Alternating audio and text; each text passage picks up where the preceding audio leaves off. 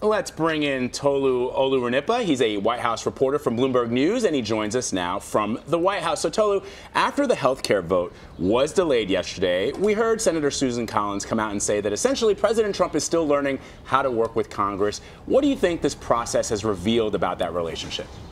Yeah, we saw the president during the House vote have to get on the phone with a number of House members to try to get them and convince them to vote for the bill. He's now learning that the Senate is a very different place with much more independence. There are a number of senators that can't be convinced that easily. They're looking out for the interests of their state, and they realize that there are several provisions in this bill that would negatively impact their state. So the president is making calls, trying to arm twist some of these senators, but he's coming to find out that it's not quite as easy when you have the Senate, which is much more independent, a much more deliberative body that's not used to caving to the will of presidents just like that. So the president is learning that it's not quite as easy to bend some of these senators to his position, and he's learning that he's going to need to try a different tactic than he tried and successfully in the House, where he was able to get a successful bill passage a couple of months ago. Now in the Senate, he's learning that it's going to take a little bit longer and it's going to take a different strategy. Well, here's one thing that is sort of similar to the challenge that he had in the House. In the Senate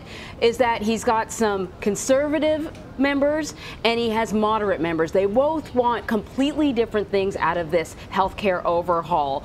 How on earth is he going to be able to get these two groups on the same page? Yeah, that's the most important question of the day. The president has a very tight margin in the Senate. He only can lose 2 votes, and you have almost a dozen senators, about halfway split between the conservatives and the moderates, who want very different things. You heard Susan Collins yesterday say that small tweaks to this bill is not going to be enough. They're going to need a major overhaul, and it's going to be difficult. If you make a major overhaul, you're probably going to lose senators on one side or the other between the conservatives or the moderates. The president seems to be leaving much of this up to Senate Majority Leader Mitch McConnell, but it's not clear how he's going to thread that needle, and they're going to huddle and take a little bit more time over this holiday to try to thread that needle. But it's a very tight margin, and the president is admitting that it might not happen, and he said that that will be okay, and he will understand that, potentially admitting that this bill might not get passed. And Tolu, as this healthcare fight has been playing out, the president and his aides have been escalating their war on the media, and it all seemed to come to a head during the White House briefing yesterday when Sarah Huckabee Sanders was talking about CNN being forced to retract an inaccurate story. Let's take a listen and then talk about it on the other side.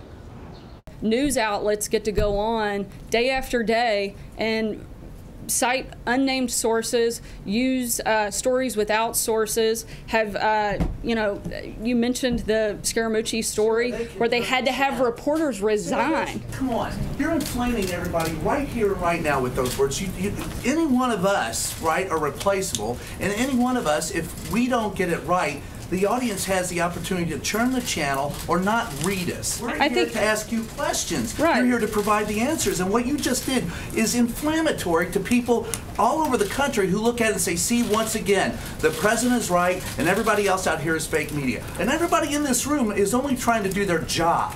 Well, I disagree completely. First of all, I think if anything has been inflamed, it's the dishonesty that often takes place by the news media. So Tolu, break down that exchange for us. I know that a lot of people who support President Trump will say that the media is wrong here. The media just wants to showboat. But this is really about the American people, about the public forum in the White House where the press secretary is meant to be the spokesperson for the president of the United States, and the people have a right to know what the president is doing in the name of the American people. But there is this escalating feud happening between the White House right now and the press corps. That's exactly right. We're seeing the briefing room sort of turn into a new space where cameras are being turned off, and the White House spokespeople are openly bashing the press in front of the cameras in order to get across their message, the message that's coming from the top from President Trump, that he believes that negative stories about him are quote-unquote fake news. It is a strategy, a political strategy that the White House is using, but it also seems to be boiling over with some tension between the press pushing back on some of the falsehoods that the White House has put out, and the blanket statements about the press being dishonest or being biased against the president. It does seem to be a pretty tense mood right now, and we just heard that Press Secretary Sean Spicer is going to be doing another briefing today, but it's going to be off camera. They're going to close down the cameras in the White House press briefing, so the American people will not be able to see their spokesperson speaking about the issues of the day. It's going to be an off-camera off-camera briefing, and you can expect some of that tension to continue with some of the pushback from a number of reporters who take umbrage at the fact that the White House press briefing room has gone dark.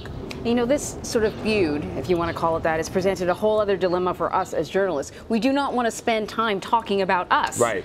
Right? And now here we are. Well, because as Tolu points out, the idea that the press secretary would somehow make a directive that the cameras can't be on while he's delivering his briefings right. and his remarks to the media is unprecedented, Tolu. That's exactly right. Sarah Sanders yesterday answered questions for about 15 minutes. We don't want to use that time to spend time as reporters talking about ourselves. We like to talk about Syria, about healthcare, about tax reform, and that's what we're going to try to do in these briefings. All right, Toluse Olorunnipa of Bloomberg, as always, my friend, thank you very much for your reporting. Thank you.